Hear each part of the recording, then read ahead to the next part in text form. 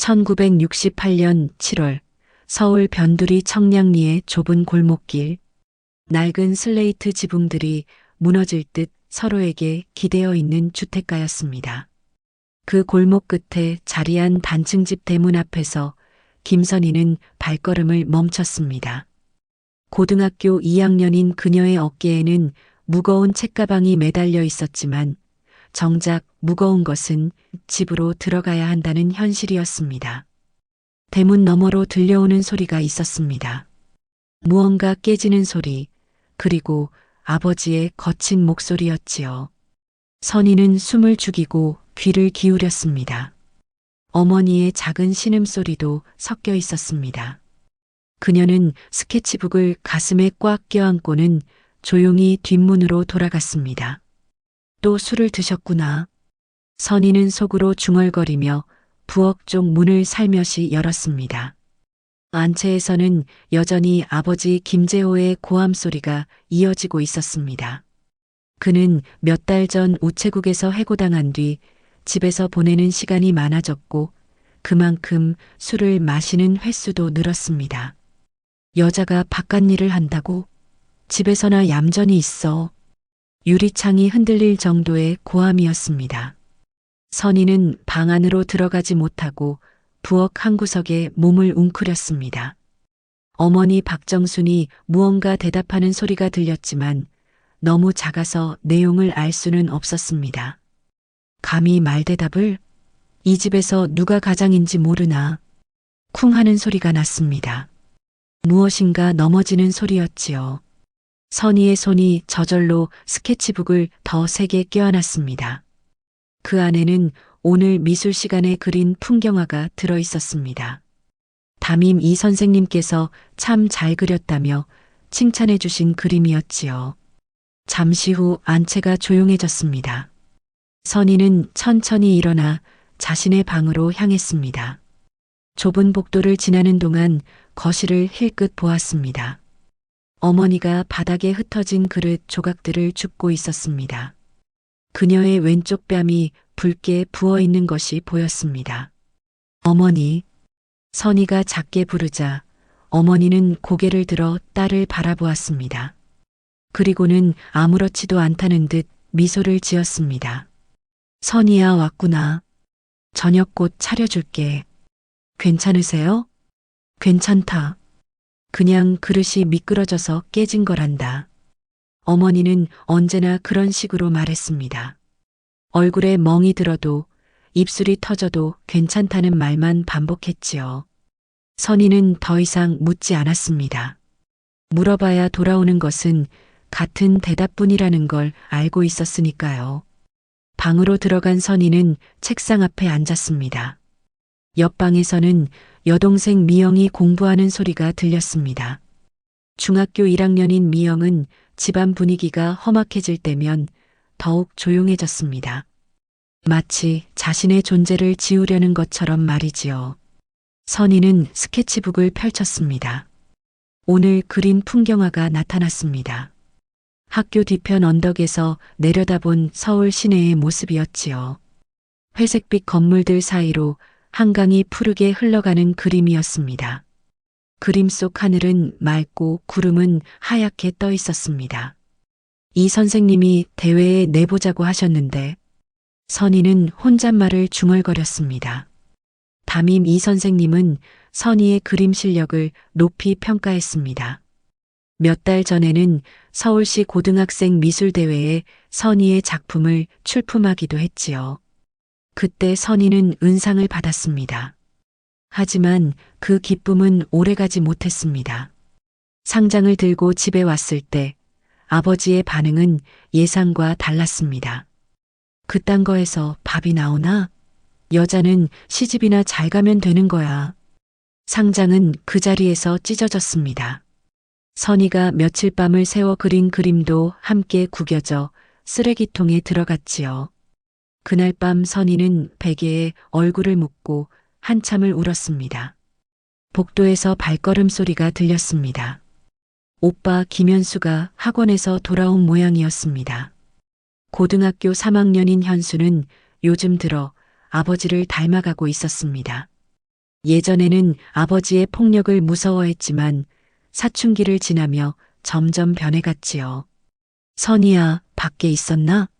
문을 열고 들어온 현수의 목소리에는 어딘지 모를 권위적인 톤이 섞여 있었습니다. 네, 오빠. 방금 왔어요. 공부는 하고 있고? 네. 현수는 선희의 책상을 둘러보더니 스케치북에 시선을 멈췄습니다. 또 그림 그리고 있었나? 아버지 말씀 못 들었어? 저는 그냥 여자가 쓸데없는 일에 매달리지 마. 어머니나 도와드려.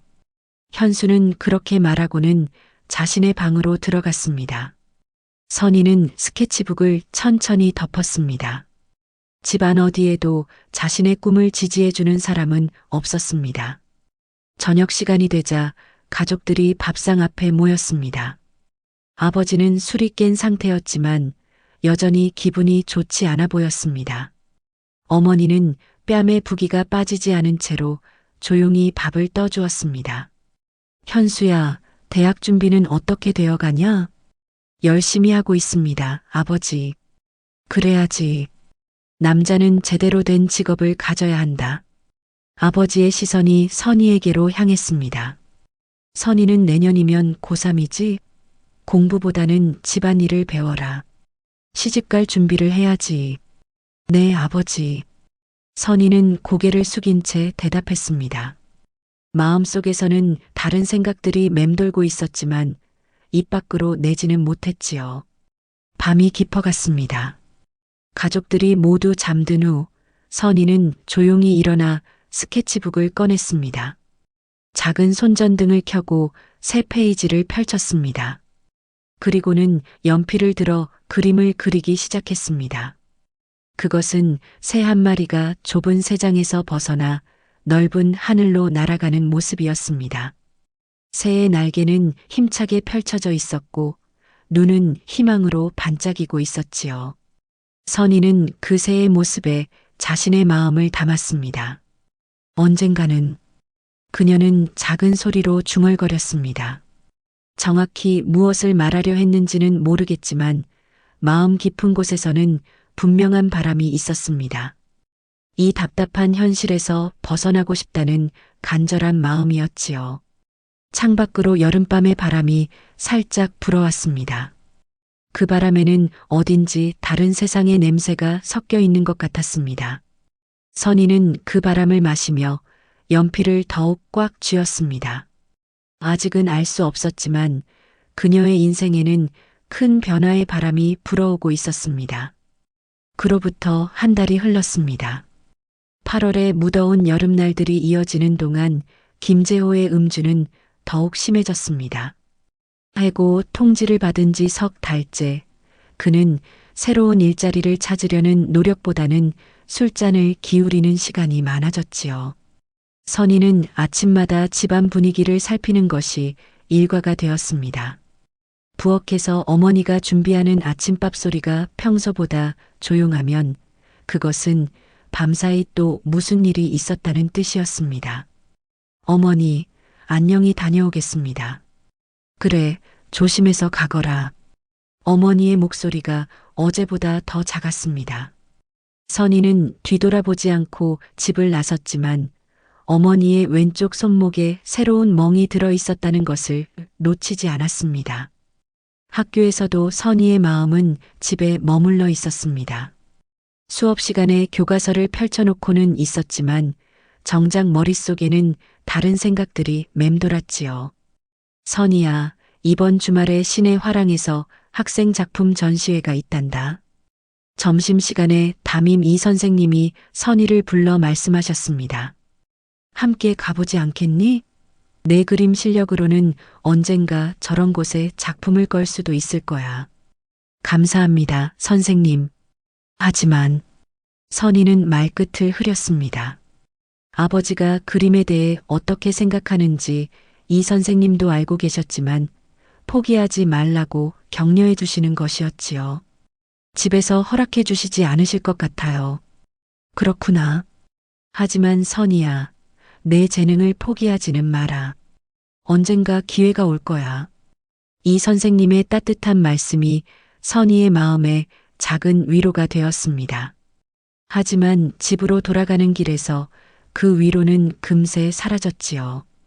집 앞 골목에서부터 고함 소리가 들렸습니다. 평소보다 더 크고 격렬한 소리였습니다. 이 집에서 누가 돈을 벌어다 주는데 여자 주제에 감히 나한테 잔소리야. 선희는 발걸음을 멈췄습니다. 대문 앞에서 주저하고 있을 때 옆집 아주머니가 빨래를 널다가 걱정스런 표정으로 다가왔습니다. 선희야, 너희 아버지가 아침부터 계속. 네, 알겠습니다.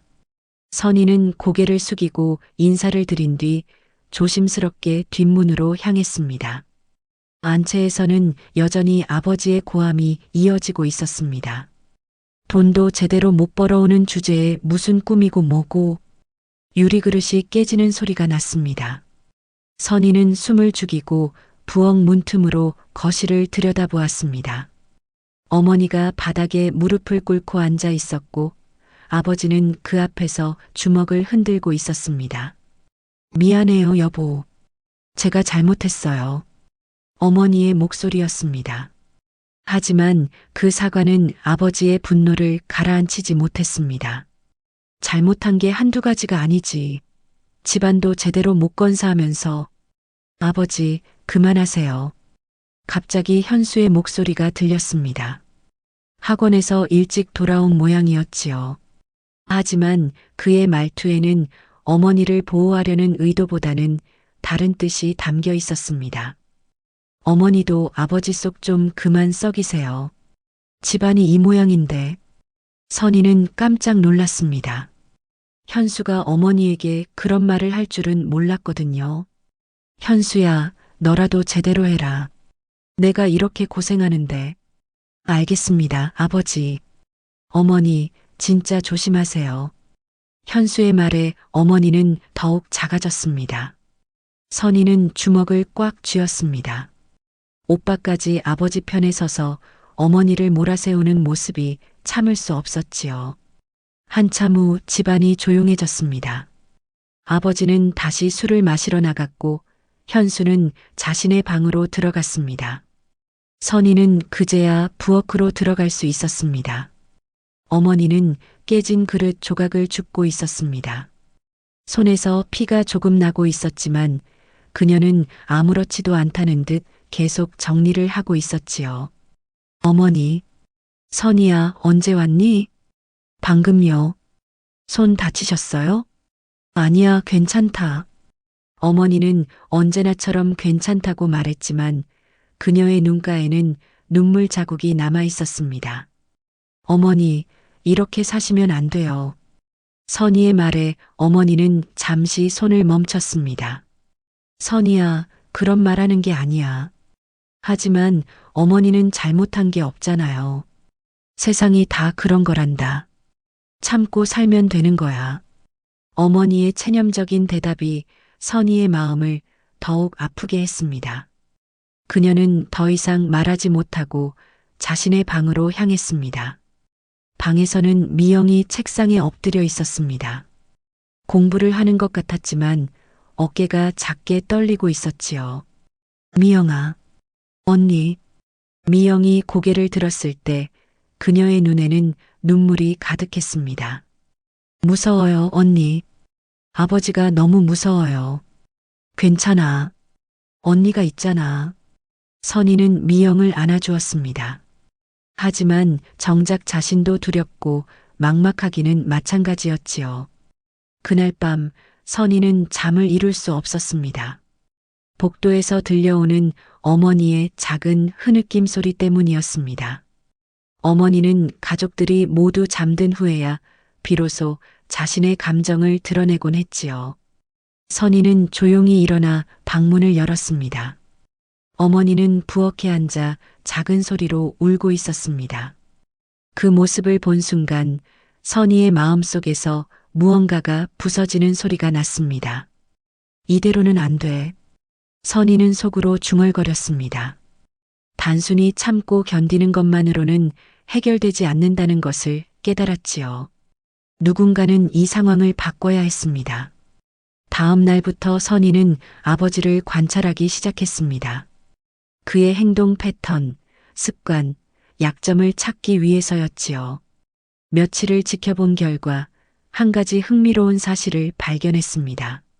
아버지는 매일 무릎 통증 때문에 약국에서 산 파스용 오일을 발랐습니다. 무릎이 아프다며 그 오일에 매우 의존하고 있었지요. 그것이 아버지의 유일한 약점일 수도 있다는 생각이 들었습니다. 미영아, 너 과학 시간에 화학 실험한 거 기억나? 어느 날 저녁 선희가 미영에게 조심스럽게 물어보았습니다. 네, 언니. 왜요? 그냥 궁금해서. 선희의 마음속에는 위험하고도 절실한 계획이 싹트고 있었습니다. 아직 구체적이지는 않았지만 이 상황을 바꿀 수 있는 방법을 찾고 있었지요. 며칠 후 선희는 학교 매점에서 투명 강력 본드를 샀습니다. 문구용품이라고 하면서 말이지요.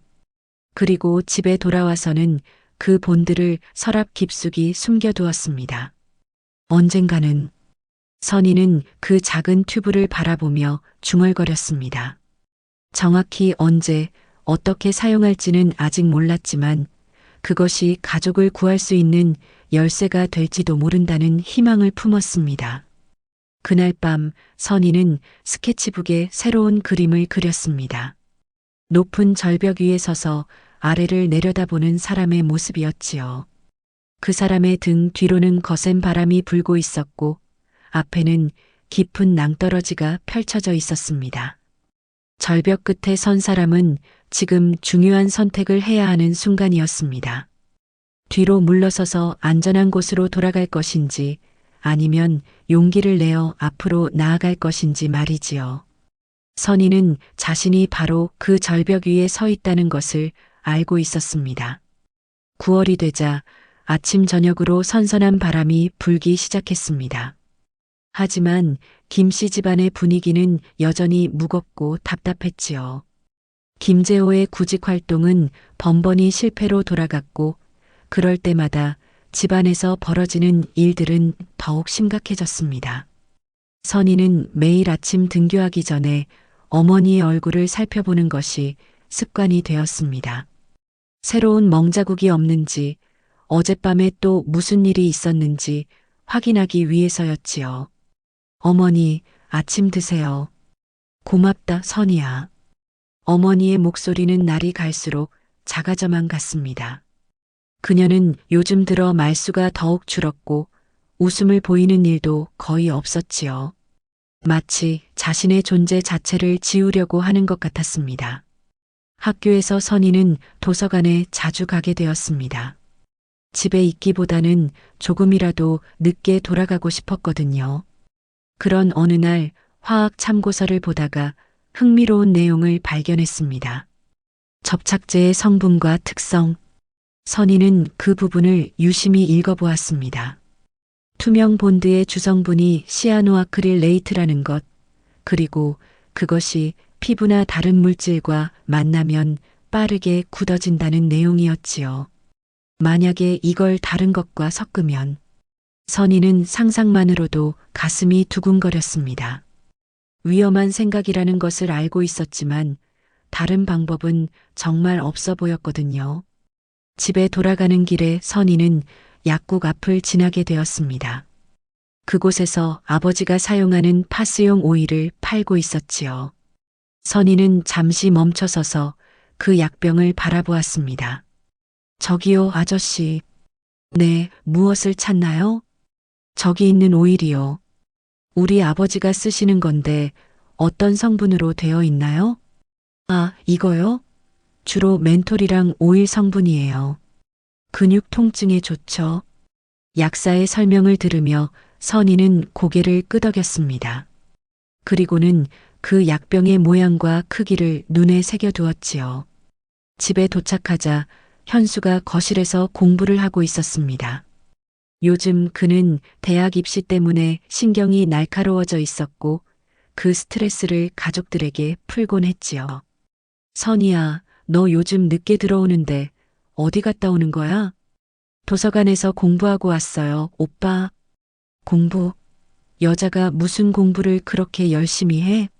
어머니나 도와드려. 현수의 말투에는 아버지와 똑같은 권위적인 톤이 배어 있었습니다. 선희는 아무 말하지 않고 자신의 방으로 향했습니다. 방에서 미영이 기다리고 있었습니다. 그녀의 표정이 평소보다 더 어두워 보였지요. 언니, 어머니가 왜? 아침에 돈 때문에 또 혼나셨어요.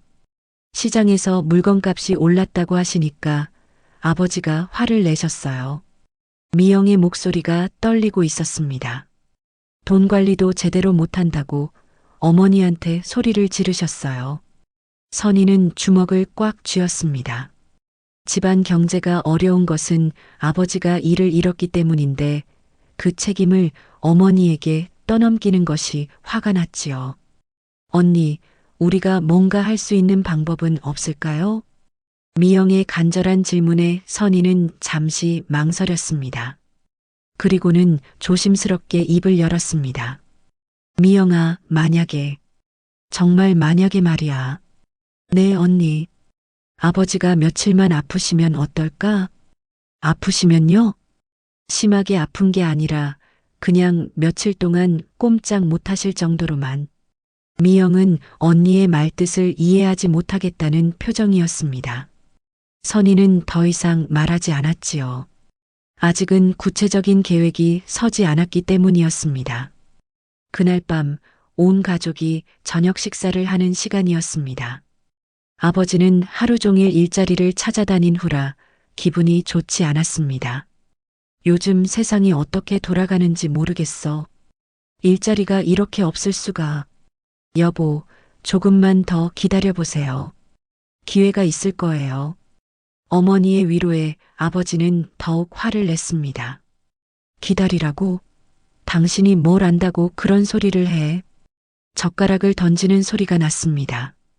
어머니는 재빨리 고개를 숙였지요. 죄송해요. 현수야, 너라도 철 좀 들어라. 이 집 분위기가 이 모양인데.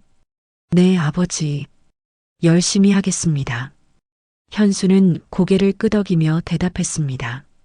그리고는 선희를 향해 시선을 돌렸지요. 선희도 이제 철이 들어야 할 나이 아니야? 집안일이나 제대로 배워.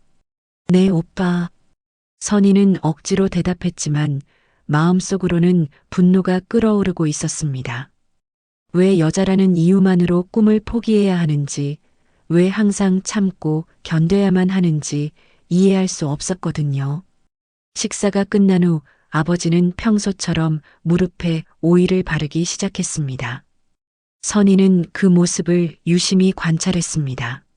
아버지는 그 오일에 많이 의존하고 있었고 하루도 빠뜨리지 않고 발랐지요. 저 약병. 선희는 속으로 중얼거렸습니다. 작은 갈색 유리병에 들어있는 투명한 액체. 그것이 아버지의 유일한 약점일 수도 있었습니다. 며칠 후 선희는 용기를 내어 미영에게 자신의 계획을 조심스럽게 털어놓았습니다. 미영아, 아버지 무릎약 있잖아. 네, 매일 바르시는 거요? 그래. 만약에 그 안에 다른 걸 넣으면 어떨까? 다른 걸요? 선희는 서랍에서 투명 본드를 꺼내 보여주었습니다. 이걸 조금만 섞으면 무릎이 잠시 동안 굳어질 거야. 미영의 눈이 커졌습니다. 언니, 그거 위험한 거 아니에요? 죽을 정도로 위험하지는 않아. 그냥 며칠 동안 움직이기 어려울 뿐이야. 하지만, 미영아, 이대로 있으면 어머니가 더 다치실 거야. 선희의 목소리에는 절박함이 담겨 있었습니다. 우리가 뭔가 하지 않으면 계속 이런 식으로 살아야 해. 미영은 한참을 고민하다가 조용히 고개를 끄덕였습니다. 언니가 하자는 대로 할게요. 하지만 정말 조심해야 해요. 그럼 절대 들키면 안 돼. 두 자매는 그날부터 계획을 구체적으로 세우기 시작했습니다. 언제, 어떻게, 얼마나 섞을 것인지 신중하게 논의했지요. 가장 중요한 것은 타이밍이었습니다. 아버지가 낮잠을 자는 시간, 그리고 어머니도 함께 할 수 있는 순간을 찾아야 했거든요. 어머니께도 말씀드려야 할까? 아직은 아니야. 나중에 정말 실행할 때 말씀드리자. 선희는 신중하게 대답했습니다. 어머니가 알면 말리실 것이 분명했거든요. 그날 밤 선희는 잠들기 전에 스케치북을 펼쳤습니다. 그리고는 배에서 바다로 뛰어내리는 사람의 그림을 그렸습니다. 그 사람의 얼굴에는 두려움보다는 결의가 담겨 있었지요. 바다는 깊고 어두웠지만 수평선 너머로는 새로운 땅이 보였습니다. 위험하지만 희망이 있는 여행의 시작이었지요. 선희는 연필을 내려놓고 창밖을 바라보았습니다. 달빛이 골목을 비추고 있었고 어디선가 개 짖는 소리가 들려왔습니다. 평범한 밤이었지만 선희에게는 운명을 바꿀 수 있는 중요한 밤이기도 했습니다. 이제 돌아갈 수 없어. 그녀는 작은 목소리로 중얼거렸습니다. 계획을 세운 이상 끝까지 해내야 했습니다. 가족을 구하기 위해서라면 어떤 위험이라도 감수할 각오가 되어 있었거든요.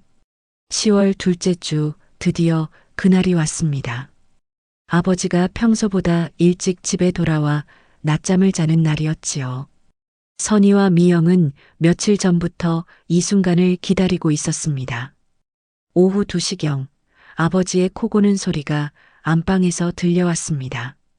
어머니는 부엌에서 저녁 준비를 하고 있었고 현수는 학원에 가서 집에 없었지요. 지금이야. 선희가 미영에게 작은 목소리로 말했습니다. 두 자매는 조용히 부엌으로 향했습니다.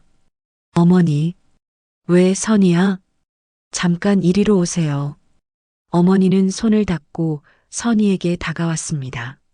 선희는 투명 본드와 아버지의 오일병을 테이블 위에 올려놓았지요. 이게 뭐니? 어머니의 표정이 심각해졌습니다. 어머니, 우리 이대로 살 수는 없어요. 선희야, 무슨 생각을 하는 거니? 아버지 무릎약에 이걸 조금만 섞을 거예요. 며칠 동안만 움직이기 어렵게 만드는 거예요. 어머니의 얼굴이 창백해졌습니다. 안 돼. 그런 위험한 일은. 어머니, 이것보다 더 위험한 건 매일매일 맞으시는 거예요. 미영이 어머니의 손을 잡았습니다. 어머니, 언니 말이 맞아요. 우리가 뭔가 하지 않으면. 어머니는 한참을 고민했습니다. 그녀의 눈에는 두려움과 희망이 동시에 비치고 있었지요. 정말 안전한 거니? 네, 어머니. 죽을 정도로 위험하지는 않아요. 선희의 확신에 찬 대답에 어머니는 천천히 고개를 끄덕였습니다. 그럼 해보자. 새 모녀는 떨리는 손으로 작업을 시작했습니다. 선희가 오일병의 뚜껑을 열고 내용물의 절반 정도를 싱크대에 버렸습니다. 그리고 나서 투명 본드를 조금씩 섞어 넣었지요. 이 정도면 될까? 좀 더 넣어야 할 것 같은데. 미영이 조심스럽게 말했습니다. 선희는 본드를 조금 더 추가했고 어머니가 젓가락으로 천천히 저었습니다. 냄새는 어때요? 별로 안 나는 것 같은데. 다시 뚜껑을 닫고 원래 자리에 갖다 놓았습니다. 세 사람 모두 심장이 빠르게 뛰고 있었지요. 이제 어떻게 해요? 기다리는 거야. 내일 아침에 아버지가 바르시면. 선희는 말끝을 흐렸습니다. 실제로 어떤 일이 벌어질지 확실하지 않았거든요. 그날 저녁 아버지는 평소처럼 무릎에 오일을 발랐습니다. 아무것도 모른 채 말이지요. 새 모녀는 숨을 죽이고 그 모습을 지켜보았습니다. 내일이면. 선희는 잠들기 전에 속으로 중얼거렸습니다. 두려우면서도 기대가 되었지요.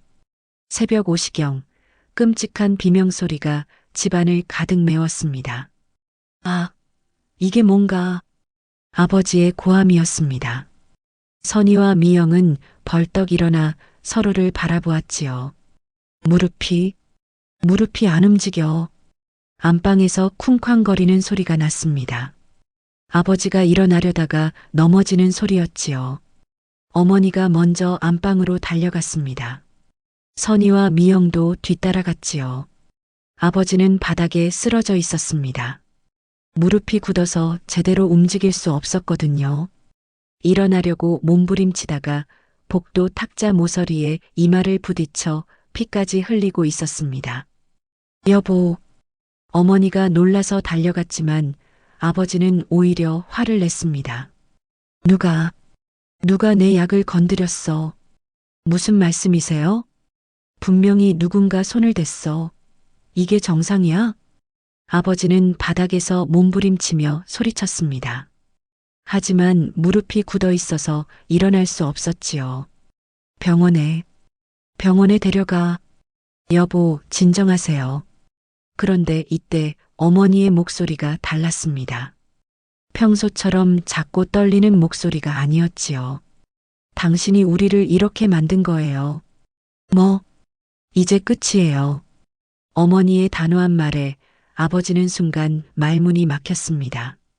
당신 때문에 우리가 얼마나 고생했는지 아세요? 어머니는 처음으로 아버지에게 맞서고 있었습니다. 매일매일 무서워하며 살았어요.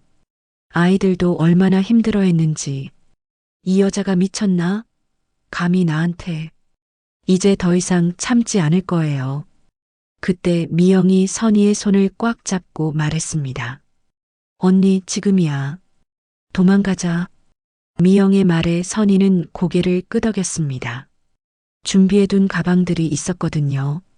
어머니, 가요. 가긴 어디를. 원주 은숙 언니한테요. 미리 연락해뒀어요. 선희의 말에 어머니는 잠시 망설였습니다. 하지만 바닥에서 고통스러워하는 아버지를 보더니 마음을 굳혔지요. 알겠다. 가자. 세 사람은 서둘러 짐을 챙겼습니다. 선희는 스케치북과 색연필을 가장 먼저 가방에 넣었지요. 어디 가는 거야? 돌아와. 아버지가 소리쳤지만 새 모녀는 돌아보지 않았습니다.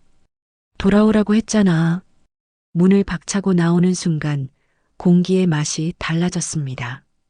무겁고 답답했던 집안의 공기와는 전혀 다른 자유로운 공기였지요. 새벽 버스 정류장에서 세 사람은 원주행표를 샀습니다. 버스가 올 때까지 아무도 말하지 않았지만 모두의 마음은 같았습니다. 정말 괜찮을까요? 미영이 작은 목소리로 물었습니다. 괜찮을 거야. 선희가 대답했습니다. 이제 시작이야. 버스가 도착했습니다. 세 모녀는 차례로 버스에 올라탔지요. 창밖으로 보이는 서울의 거리들이 점점 멀어져 갔습니다. 어머니, 후회 안 하세요? 선희가 조심스럽게 물었습니다. 후회? 왜? 어머니는 미소를 지었습니다. 오랜만에 보는 진짜 미소였지요. 이제야 숨을 쉴 수 있을 것 같구나. 정말요? 그래. 너희들 덕분이야. 어머니가 두 딸의 손을 잡았습니다. 고마워. 용기를 내줘서. 어머니가 더 용기를 내셨어요. 미영이 말했습니다. 맞아요. 어머니가 아니었으면 우리도 못했을 거예요.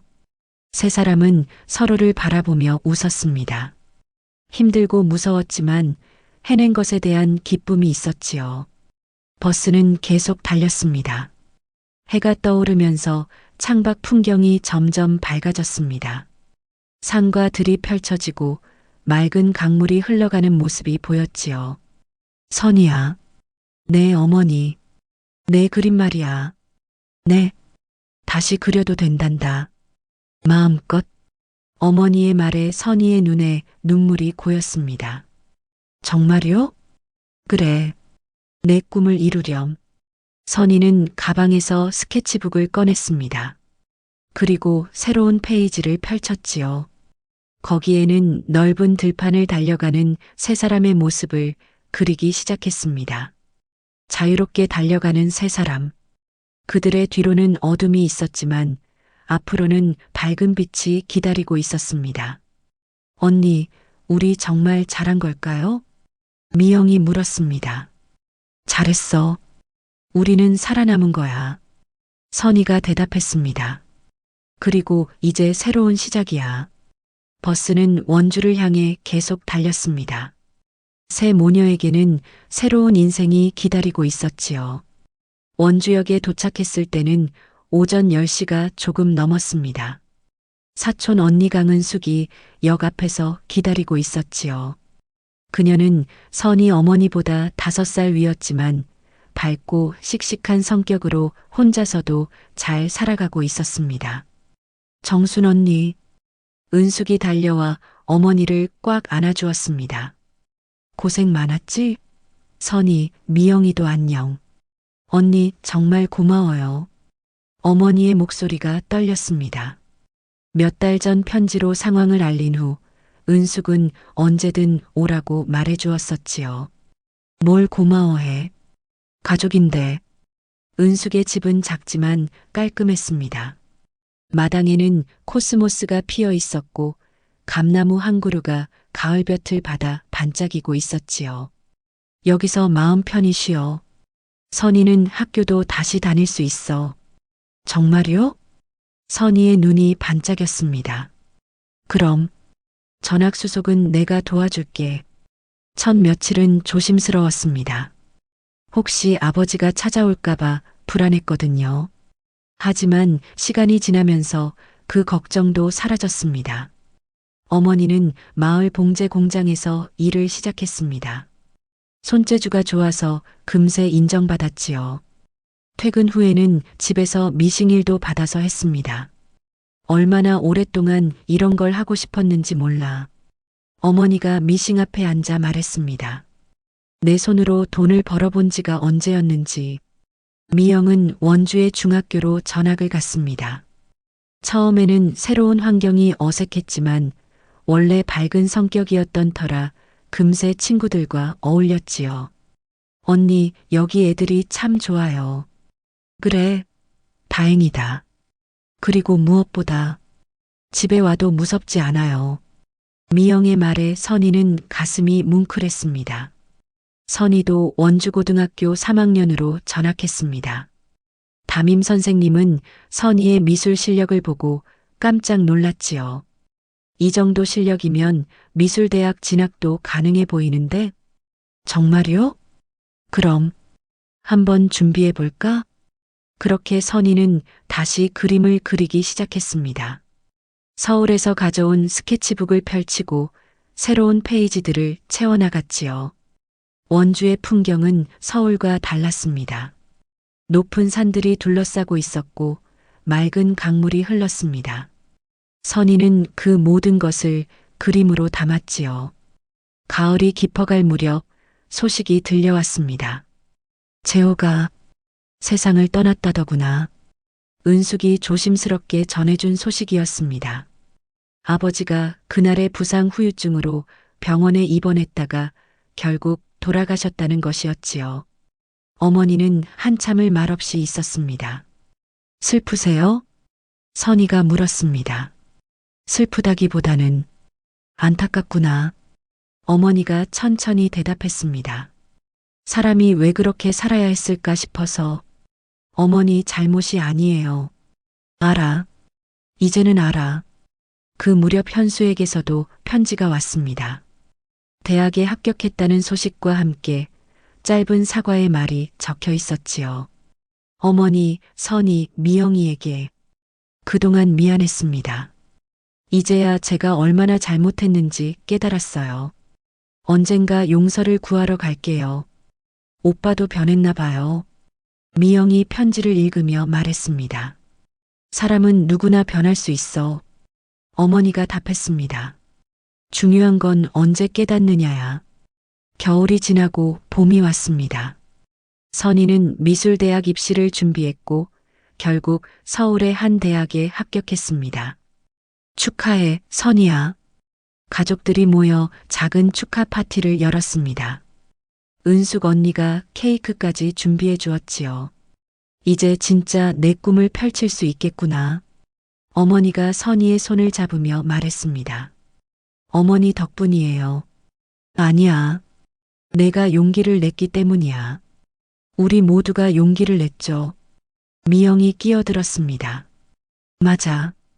우리 셋이 함께해서 가능했던 거야. 대학에 다니는 동안 선희는 방학 때마다 원주에 돌아왔습니다. 그때마다 어머니와 미영은 더욱 밝아진 모습이었지요. 어머니는 봉제 공장에서 반장이 되었고 혼자서도 당당하게 살아가고 있었습니다. 미영은 고등학생이 되어 학생의 임원으로 활동하며 리더십을 보여주고 있었지요. 정말 많이 변했어요. 선희가 어머니를 보며 말했습니다. 나도 그렇게 생각해. 예전에 나는 너무 약했던 것 같아. 약한 게 아니라 상황이 그랬던 거죠. 그래도 이제는 달라. 누구도 나를 함부로 대할 수 없어. 어머니의 목소리에는 자신감이 배어 있었습니다. 대학을 졸업한 후 선희는 미술교사가 되었습니다. 첫 부임지는 작은 시골 학교였지만 선희에게는 꿈의 시작이었지요. 아이들에게 그림을 가르칠 수 있다니. 선희는 교실에서 학생들과 함께 그림을 그리며 행복했습니다. 특히 어려운 환경의 아이들을 볼 때면 예전의 자신이 떠올랐지요. 선생님, 저도 화가가 될 수 있어요? 한 여학생이 물었습니다. 당연히 될 수 있어. 꿈을 포기하지만 않으면 말이야. 선희는 그 아이에게 자신의 이야기를 들려주었습니다. 어려웠던 시절, 그림으로 위안을 받았던 일, 그리고 가족과 함께 새로운 삶을 찾아간 이야기를 말이지요. 세월이 흘러 선희는 결혼을 하고 아이들을 낳았습니다. 남편은 선희의 과거를 이해해주는 따뜻한 사람이었지요. 어머니와 미영도 각각 좋은 사람들을 만나 행복한 가정을 꾸렸습니다. 현수도 몇 년 후 찾아와 진심으로 사과했습니다. 그는 변화된 모습으로 가족들과 다시 관계를 회복했지요. 지금 선희는 72세입니다. 은퇴한 미술교사로서 손주들에게 그림을 가르치며 시간을 보내고 있지요. 할머니, 이 그림 어때요? 손녀가 그린 그림을 보여주었습니다. 무지개 위를 날아가는 새의 모습이었지요. 참 잘 그렸구나. 이 새는 어디로 가는 걸까? 자유로운 곳으로요. 손녀의 대답에 선희는 미소를 지었습니다. 그래, 자유로운 곳으로. 선희는 손녀에게 색연필을 건네주며 말했습니다. 내가 그때 용기를 내지 않았다면 지금의 우리는 없었을 거야. 용기요? 그래. 때로는 무서워도 옳은 일을 해야 할 때가 있단다. 할머니도 무서웠어요? 많이 무서웠지. 하지만 그보다 더 큰 건 사랑이었어. 선희는 창밖을 바라보았습니다. 정원에서는 코스모스가 바람에 흔들리고 있었지요. 그 모습이 예전 원주에서 처음 본 꽃들과 똑같았습니다. 인생의 그림은 내 손으로 그려야 한단다. 선희의 주름진 미소에는 과거의 고통을 넘어선 강인함과 지혜가 담겨 있었습니다. 폭력의 고리는 끊어졌고 남은 것은 자유와 창조의 힘이었지요. 그날 저녁 선희는 오랜만에 스케치북을 펼쳤습니다. 그리고 한 폭의 그림을 그리기 시작했습니다. 넓은 들판에서 손을 잡고 걸어가는 세 세대 여성들의 모습이었습니다. 할머니, 어머니, 그리고 어린 소녀가 함께 미래를 향해 걸어가는 그림이었지요. 그들의 뒤로는 어둠이 있었지만 앞으로는 무한한 가능성이 펼쳐져 있었습니다.